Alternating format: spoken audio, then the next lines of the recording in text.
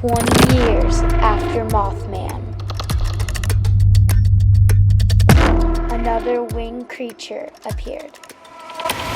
This time in Pripyat, Ukraine. Weeks before the Chernobyl nuclear disaster, workers reported seeing a black creature flying near the plant. They described it as a massive humanoid with glowing red eyes.